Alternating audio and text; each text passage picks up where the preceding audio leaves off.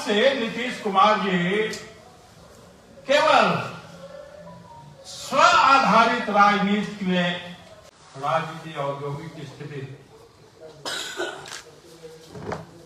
राज्य सरकार सभी मोर्चों पर विफल है। कृषि का विकास हो या औद्योगिक विकास हो, इन दोनों मोर्चों पर विफल है। और श्री नीतीश कुमार की जो यूएसपी थी, भ्रष्टाचार नियंत्रण और विधि व्यवस्था पर नियंत्रण, उन दोनों मुद्दों पर भी खेल है। परंतु इन तमाम महत्वपूर्ण बिंदुओं पर चर्चा नहीं कर आज हम केवल औद्योगिक स्थिति जो इनके नेतृत्व में बनी है राज्य में, उस पर हम कुछ बताना चाहेंगे। सभी मोर्चों पर विफल है कहा जा चुका, लेकिन औद्योगिक विकास के मामले में तो यह सरकार पूर्णतः फिसड्डी साबित हुई है। फिसड्डी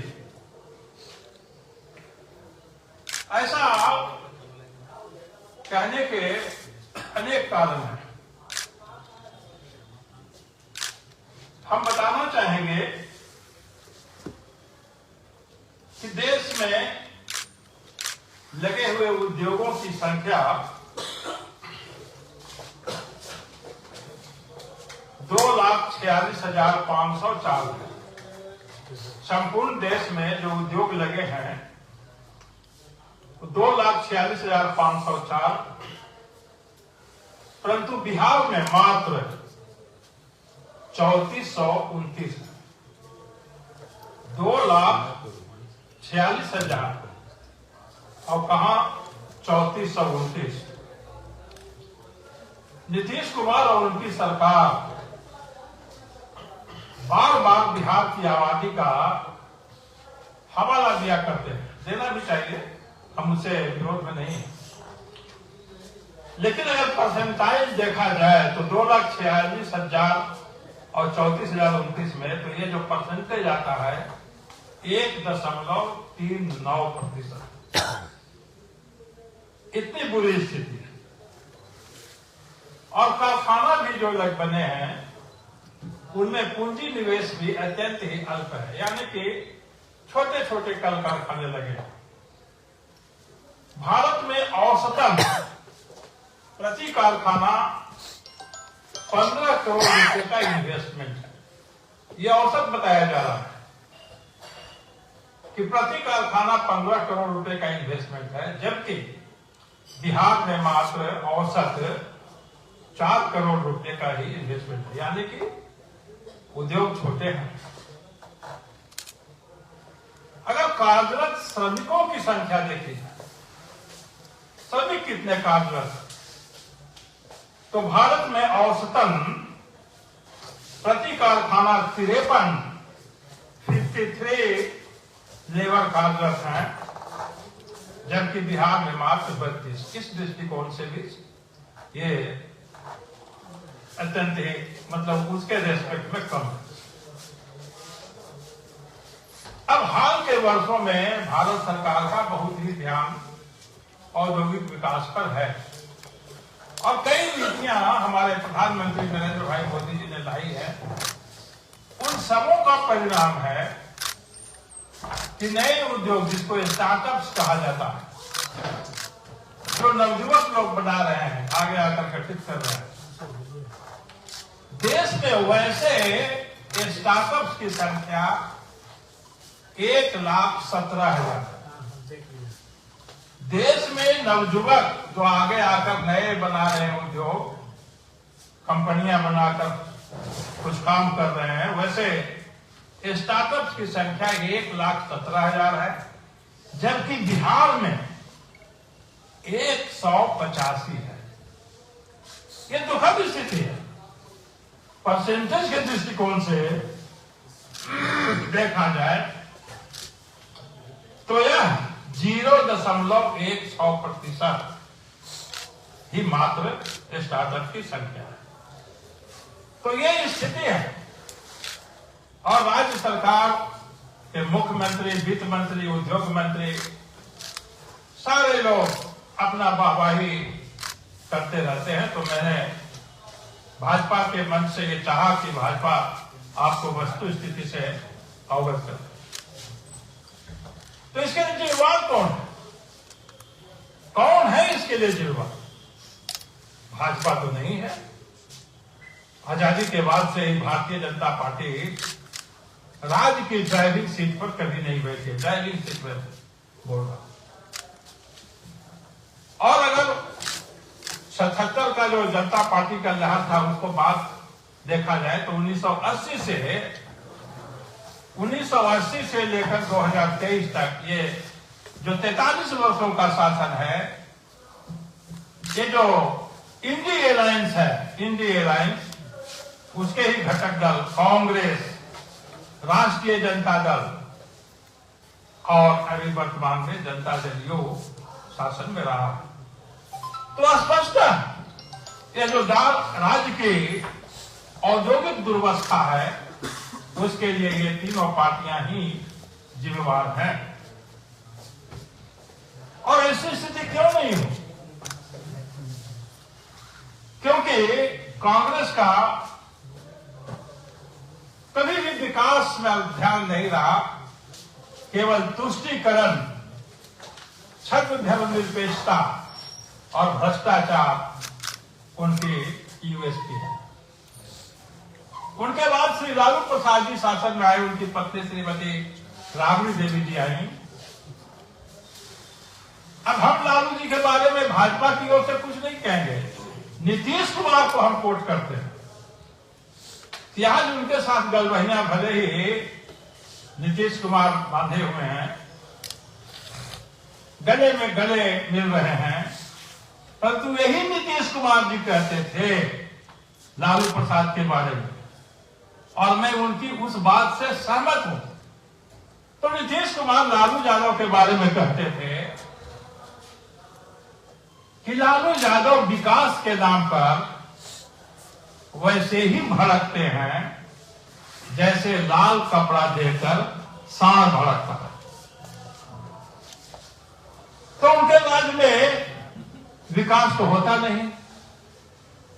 भाजपा ने इसीलिए सोचा कि एक इंजीनियर है उसको मुख्यमंत्री बनाया जाएगा तो राज्य में कुछ गतिविधियां बढ़ेंगी, और बढ़ी भी 5 से 10 के बीच में। 10 के बाद से नीतीश कुमार जी केवल स्व आधारित राजनीति में उन्मुख हो गए, और इसीलिए जो मैंने वर्णन किया, जो राज्य की दशा है, वह इसी कारण से है कि वह स्व केंद्रित राजनीति, विकास की राजनीति से दूर हो गए और ऐसे लोगों को साथ मिल गए जिनका विकास से कोई वास्ता नहीं। बिहार सरकार का प्रतिवेदन क्या कहता है? बिहार सरकार हर साल या कोई भी सरकार हर साल विधानमंडल में प्रतिवेदन प्रस्तुत करती है। अभी जो प्रतिवेदन प्रस्तुत हुआ है इस बार उद्योग विभाग की ओर से बिहार सरकार का, उसमें कहा गया है कि औद्योगिक निवेश के लिए प्रोत्साहन नीति 2016 लाई गई। 2016 में नीतीश कुमार की सरकार ने एक नीति लाई, राज्य निवेश प्रोत्साहन नीति 2016। अब 23 है, ये 7 साल बीत गए। इस 7 साल में राज्य में पूंजी निवेश के लिए जो प्रस्तावों को स्वीकृति दी गई उसकी राशि है 64,581 करोड़। राज्य सरकार ने 64,581 करोड़ राशि की कल कारखाने उद्योग लगाने के लिए क्लियरेंस दिया, लेकिन जमीन पर उतरा कितना? खुद बिहार सरकार का ही प्रतिवेदन कहता है कि इन जो 64,500 करोड़ है, इसमें से मात्र 3579 करोड़ यानी 3,500 करोड़ रुपया सर जमीन पर उतरा। सक्सेस रेट क्या हुआ? तो 5.5%। ये 5.5% इनका सक्सेस रेट को ध्यान में रखते हुए अभी जो हाल ही में बिहार बिजनेस कनेक्ट 2023, जिसको बिजनेस समिट या इन्वेस्टमेंट समिट कहते हैं, इंडस्ट्रियल समिट, उस पर गौर करें।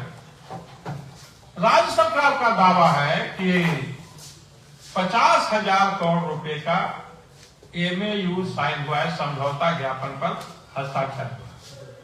पहली बार कि हम इस डाटा को चुनौती देते हैं। 50,000 रुपए का इन्वेस्टमेंट का समझौता नहीं हुआ है। हमारी जो सूचना है उसके मुताबिक 30 से 35,000 करोड़ रुपए का इस समझौता ज्ञापन हुआ है। उसमें से भी 8 से 10,000 करोड़ रुपया भारत सरकार की कंपनियों का हस्ताक्षर हुआ है। तो अब ये जो बताया जा रहा है 50,000, थोड़ी देर के लिए मान भी लेगी 50,000 हुआ, तो यह ऊंट के 50,000 करोड़ का इन्वेस्टमेंट हुआ, तो यह ऊंट के मुंह में जीरा के समान है। क्योंकि अर्थशास्त्रियों ने जो हिंदी बेल्ट का राज्य है, बिहार, मध्य प्रदेश, राजस्थान और यूपी, इन 4 राज्यों को बीमारू राज्य कर दिया था। इन बीमारू राज्यों से ही हम तुलना करते हैं, सो कॉल्ड बीमारू राज्य से तुलना करते हैं। तो श्री जोगी जी के नेतृत्व में चल रही यूपी की सरकार ने जब इन्वेस्टमेंट इंडस्ट्रियल समिट किया तो वहां 34 लाख करोड़ रुपए के प्रस्ताव आए इसी वर्ष के फरवरी महीने।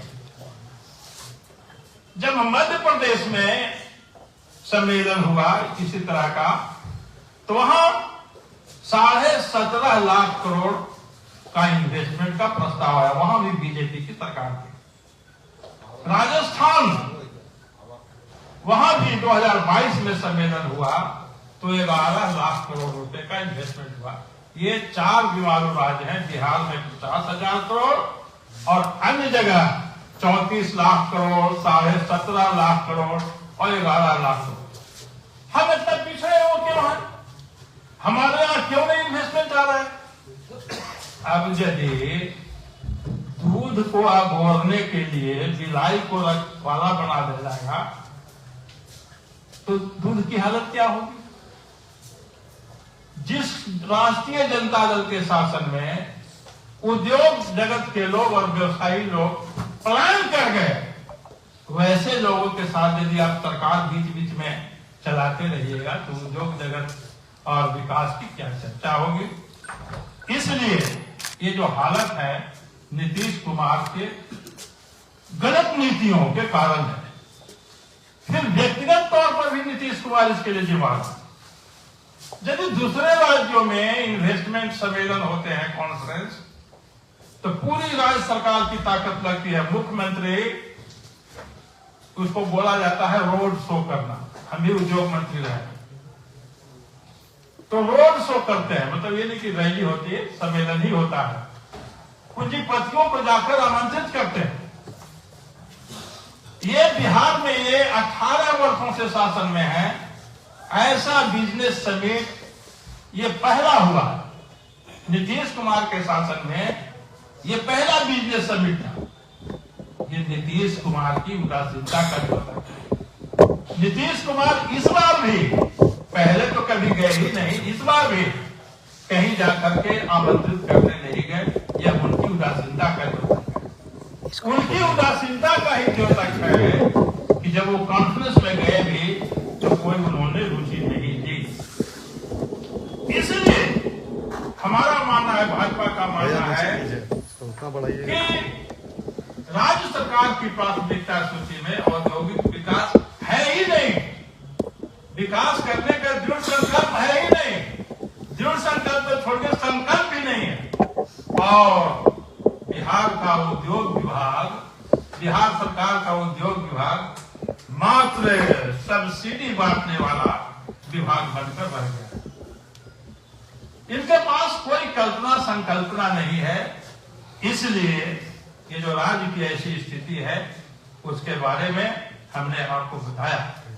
तो इतना ही हमें कहना था। यदि आप कुछ पूछना चाहेंगे तो हम आपका स्वागत करेंगे। बहुत धन्यवाद। सर, एक आंकड़ा आया है जिसमें ये दर्शाया गया है कि बिहार सरकार ने इतना कर्ज ले लिया है, जिस तरह से सब्सिडी दे रही है बिहार सरकार, ऐसा है कि बिहार की जो जीडीपी है कहीं बहुत गिरकर और कम हो जाए और महंगाई दर बिहार में बढ़ जाएगी। बिल्कुल हो जाएगा। इसीलिए हमारे प्रधानमंत्री जी बार बार कहते रहते हैं, या भाजपा का मानना है कि रेवड़ी कल्चर बंद होना चाहिए और उधार लेने की भी एक सीमा है। मैं चाहूंगा कि राज्य सरकार अगर FRBM act, financial regulation and management act का उल्लंघन कर रही है तो उसे न करे और जो कानून है उसके अंतर्गत ही इस सीमा में रहे।